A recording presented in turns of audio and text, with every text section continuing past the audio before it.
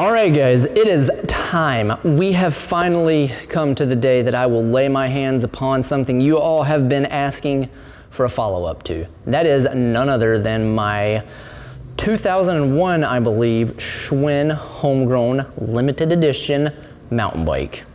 This thing feels very unsafe. This thing? Yeah. My bike.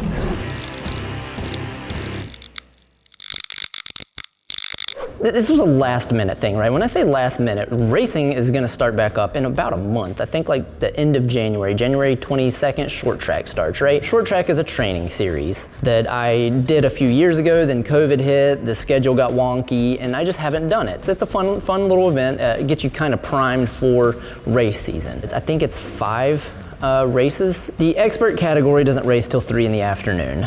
I live about an hour away from the venue since they had to move. That's an all-day event for a training series for me. So I thought it would be a lot of fun to race the single speed category. Now, I wanted it to be a little bit more interesting than just trying to find a single speed. I wanted to build up my Schwinn Homegrown as a single speed, race the crap out of it and see what happens. Keith actually did this a couple years ago. He was out a mountain bike, sold his, wanted to race that weekend. I'm like, dude, just take the Homegrown. So we like hobbled it together within 2 days and got the thing ready to race, and he raced it. That was one of my first videos that got some views, and I made another Schwinn Homegrown video. If you didn't see it, I will give you the history of this bike in that video. You can go back and watch it. It's an old one as well, so please bear with me while you're watching it. Realize that it's an old video. For a 20-year-old hardtail, this thing's very versatile. You can run 27.5-inch wheels on it. You can run 700 by like 35s on it as well. So I was trying to come up with something cool I could do with the bike. Like I said, I had a month to get this built, tested, race ready. But another goal of mine is I didn't want to sink a lot of money into it. This is for a fun training event. I wanted to go out into the shed of mysterious takeoff parts, try to find stuff. With the cover of dusk fast approaching, I took my chances traversing this land of unwanted parts.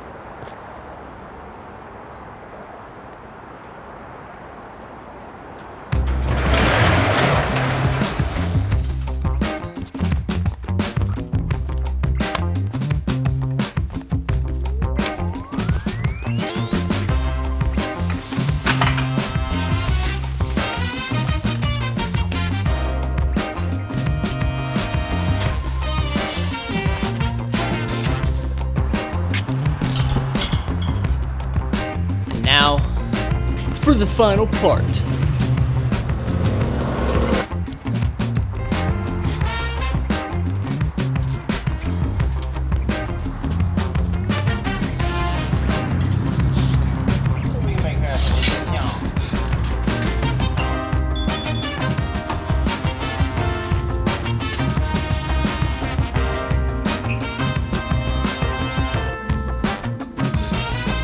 So after digging around out in the garage for a while, what I actually came up with, I thought was gonna be pretty cool. But to preface it, I am the customer that I complain about. I was being the guy that's like, hey, I've got like 2 days, man. I need this done quick. So I spent way too much time on this. I don't know what's wrong with me, but I love trying to make things that aren't supposed to be compatible.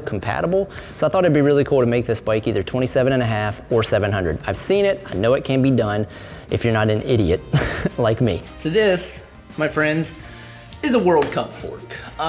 Back in the day, this would have been super high-end, super nice. It does have a positive and negative air chamber, and it is blown out. It doesn't really work, so we need to take this thing off of here.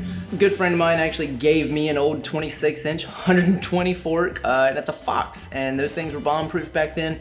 I'm gonna slap that thing on here, and that should allow me to run some 700Cs. Disc brakes in the front, that'll be cool. Yeah, let's throw this sucker on here.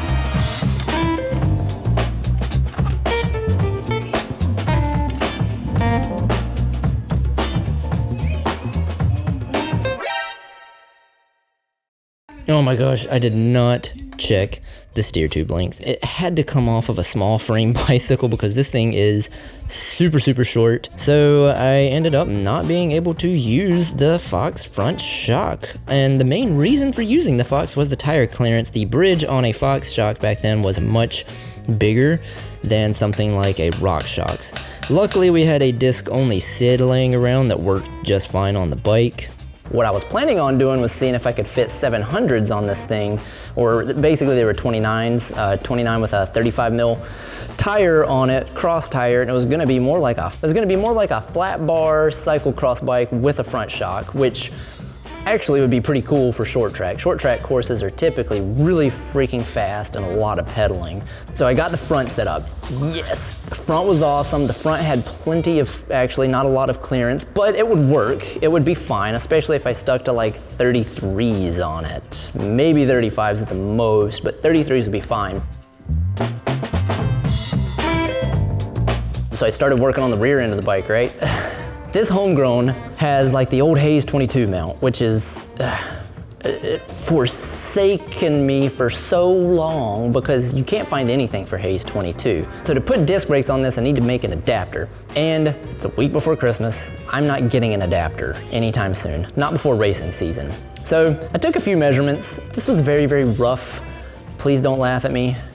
Took a die grinder to some metal and decided to just make my own.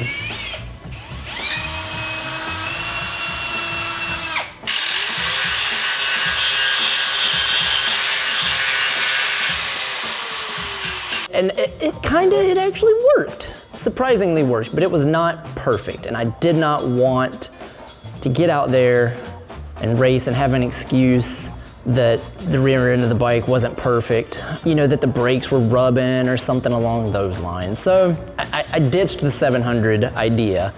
So the V-brakes were not long enough. I couldn't just put a 700 in the front disc brake and then a 700 in the back rim brake. I thought of that. That did not work either because the V-brakes also wouldn't work. And for me to try to get post-mount extenders, none of that stuff works, right? I've done this many times in my life. The easiest avenue is just to get stuff that's supposed to be compatible with your bike. Don't try to make things work. It's a great feeling when you can get it to work. And they do make adapters for that Hayes 22. In a timely manner, that wasn't gonna happen. So I ditched all that idea, right? And then I just put it in my head that it would be really cool for me to race this bike like it was intended to be raced, with 26-inch wheels, front shock, nothing weird. My claim to fame on this bike though is gonna be that I've got V-brakes in the rear, a disc in the front. It's set up pretty good. The thing, once I finished it, it weighs like 22 pounds, which is pretty respectable for a hardtail. I have a 2.35 in the front, like a 2.2 in the rear. I would like to set it up tubeless before the race, but I'm just winging this, so we'll see what happens. But I was extremely happy with this bike. Once this sucker is completed, what is the current specs of the Homegrown? The wheel set on this beautiful beast is an XTR rear rim brake wheel paired delightfully with a Mavic disc in the front. The fork is the infamous RockShox SID, and just look at those tiny stanchions. It makes me laugh every time. But this was high end back then, 20 odd years ago. I do have Tektro hydraulic front brakes along with full XTR V-brakes for the rear. I really do like these XTR V-brakes. These things work pretty dang good. The crank is a Shimano Dior that actually had a stripped crank arm and we had to install a helicoil, so we're gonna see how well that works in a race scenario. And finally, the single speed unit of choice is the Shimano Alpine Singulator kit. The Alpine is probably my go-to when you're converting a non-single speed bike to a single speed. Think of the Alpine unit as a derailleur that does not derail the chain. It does not move laterally, it just keeps tension on a single cog, and you have to use spacers to get the chain line correct. My gearing of choice currently is a 36 narrow wide front chain ring paired to a 16 tooth rear cog. This is a pretty high gear setup, but I think it's going to work out great for something like short track. I might step it down a little bit to a 36-17, but I need to do some experimenting first. Now we gotta go ride it though. We gotta get out there. We gotta hit the trails. We gotta see how this thing actually shreds. If it shreds like a 22-year-old bike. Now Keith, when he rode it, to make it feel more like a modern bike. And he's a little bit taller than me. He's got a giant stem on this thing. He told me just to ride it like that first and try it out. I will. I'll let you know what I think. I'm a little apprehensive about it because it's really freaking long, but he says the only way he can get it to fit like his current bike.